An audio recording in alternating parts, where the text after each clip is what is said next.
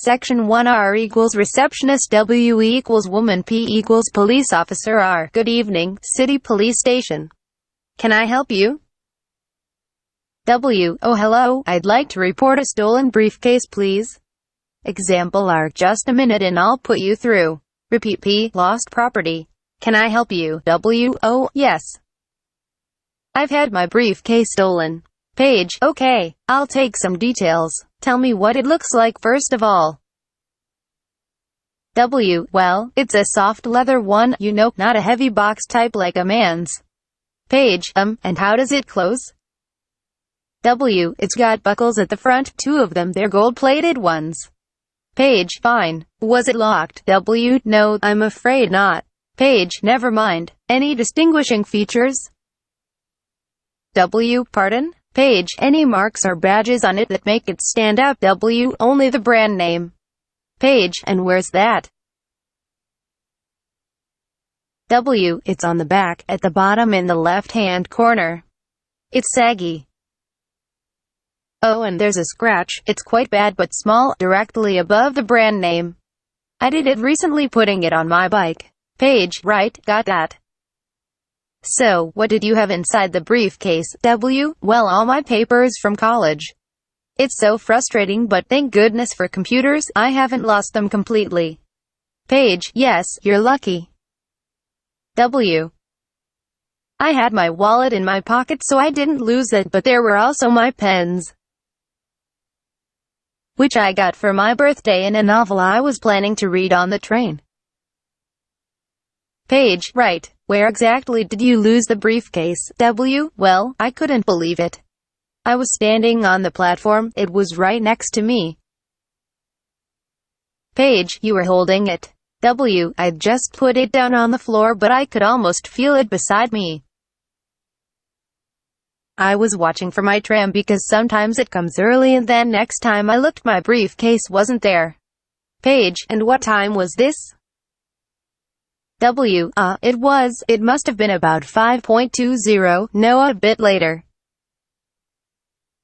I'd say 5:30 because it was just getting crowded and the train normally comes at about 25 to 6. Page. Right, if you'll just give me some personal details. W. Yes. Page. What name is it? W. I'm Mary Prescott. Page. Can you spell that? W. Yes, it's Prescott. Page. And your address? W. Flat 241, Fountain Road, Canterbury. Page. Fountain Road. W. Yes, number 41. Page. And have you got a contact telephone number? W. Yes, it's 7252239. Page. 7252239. Fine. One last question, what would you say the value of your briefcase is? W. Including the contents. Page. Yes, just a rough estimate is fine. W. I'm not sure. Well, the briefcase itself is quite new. I bought it last month for £40, I suppose about £65. The contents are worth about £20 or £25 at least. Page. That's fine. Well, if you could come down to the station tomorrow, you can sign this form and have a look at what we've got here. W. Okay, thanks. Bye. Page. Goodbye. Section 2 Newsreader. This is the 6 o'clock news for Tuesday, the 25th of November. And first the headlines. The Prime Minister has promised to help the drought-stricken farmers in the example northern part of the country who haven't seen rain for nearly 2 years. And in Sydney, a group of school children are successfully rescued from a plane which landed in the sea shortly after takeoff. Transport workers are on strike in Melbourne over a pay claim, and the strike looks set to spread to other states. And on a fashionable note, there has to be a new look for the staff of Qantas, Australia's national airline. The Prime Minister has pledged today that he will make $250 million available to help the drought-stricken farmers who have not seen rain for years get through the next 5 years. Money that was to have been spent on the restructuring of Sydney's road system has been reallocated to what the Prime Minister described as a more worthy cause. Farmers are to receive financial assistance to help see them through the worst drought in over 50 years.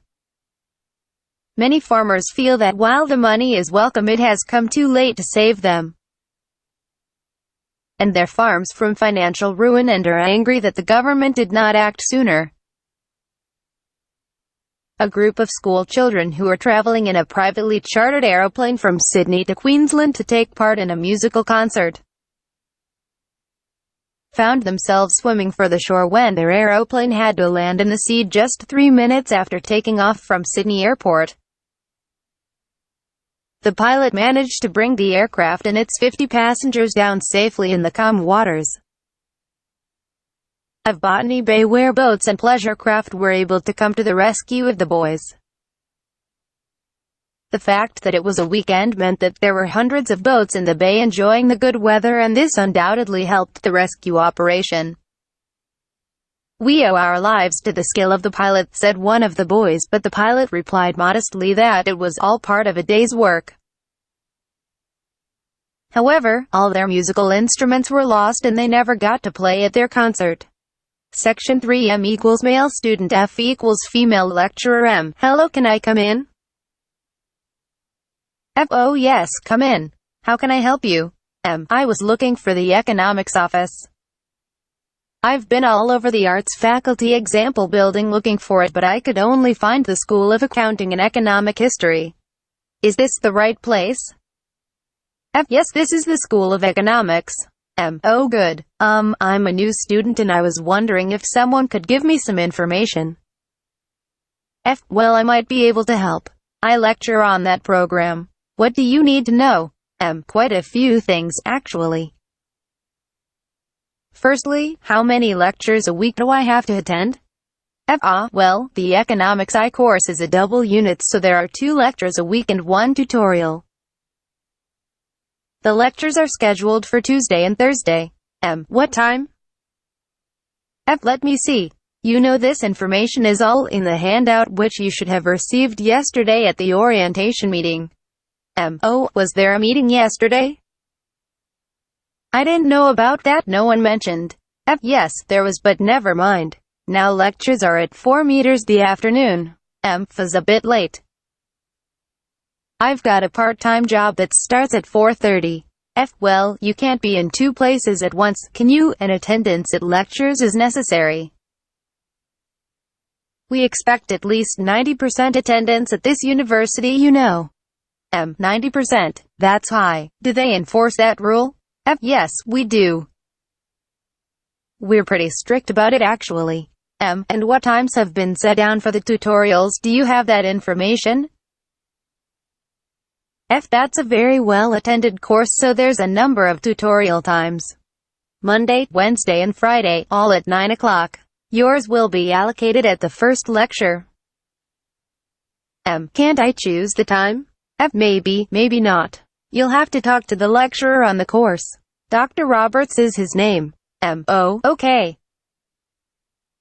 F: Anything else I can help you with while you're here? M: Well, yes, actually. Do you know what the course requirements are?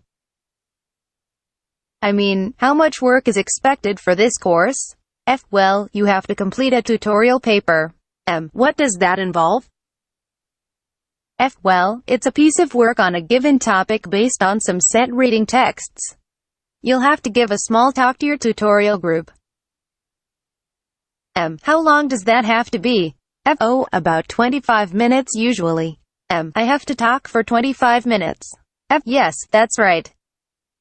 And then you have to write up your piece of work and give it to the lecturer to be marked.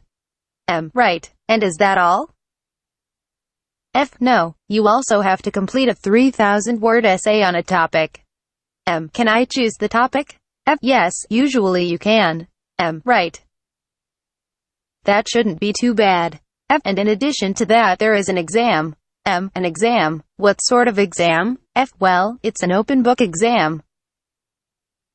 M: Does that mean I can have the textbook with me during the exam? F: Yes, that's right.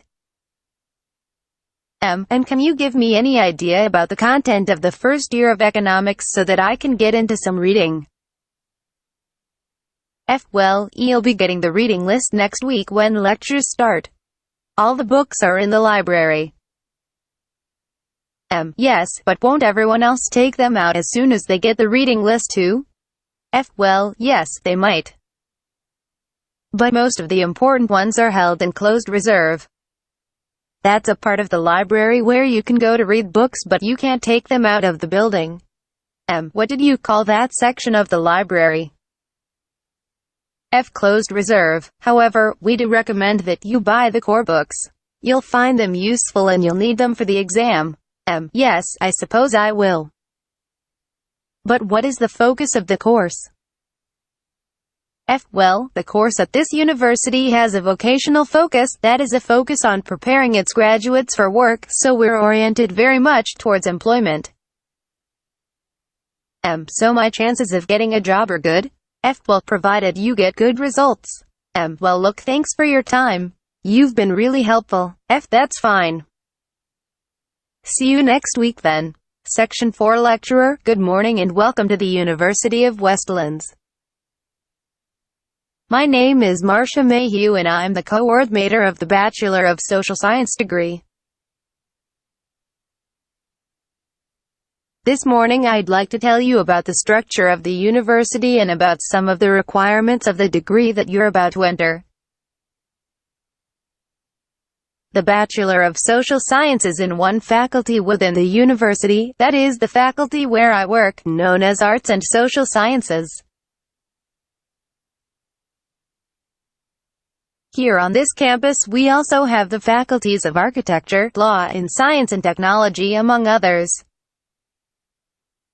It's important to know something about the structure of the faculty because, as you go through your course, you may need to call on members of the staff to help you.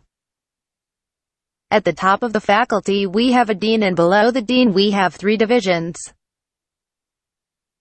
Each division has a divisional head and your degree is located in the Division of Social Sciences. Within each of the divisions, there are other departments and each of these offers the different degrees.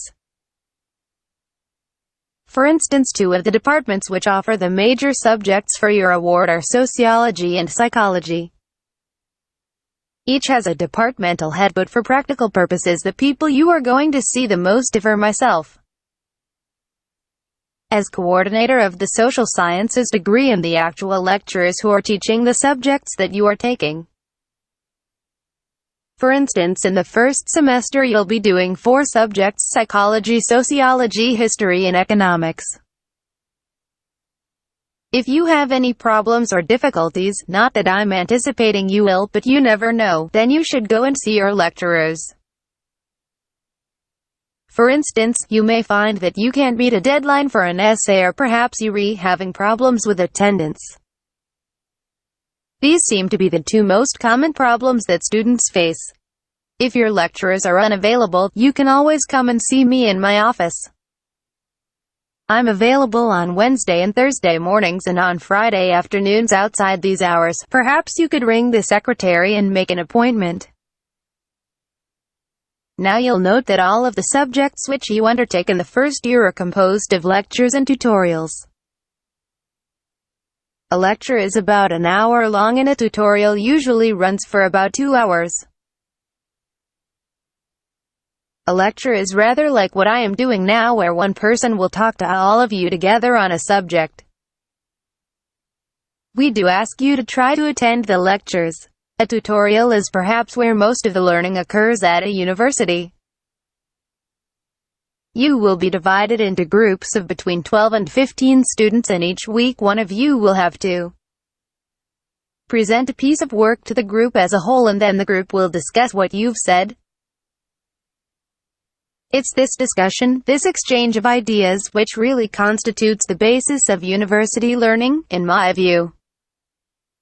Listening to lectures in many ways is just giving you information that you could access for yourself in the library, but the discussion at the tutorial is very important. This doesn't mean that you shouldn't go to the lectures though. Other factors to be particularly concerned about are the structure of essays and delivery of written material, and in particular I would like to mention the question of plagiarism.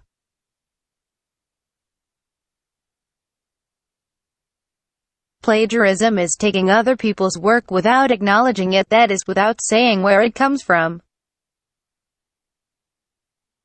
Of course, all essays are based on research done by other people, but you must remember to attribute the work to the original writer. And while it's a good idea to work with other people, don't hand in work which is exactly the same as your friend's work, because we will notice.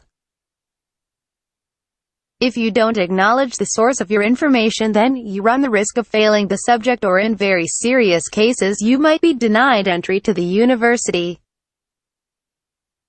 Last but not least, stay in touch with us. If things are getting you down, don't tests go and hide. Come and talk to us about it. That's what we are here for. Right, Global, thank you very much for coming along today.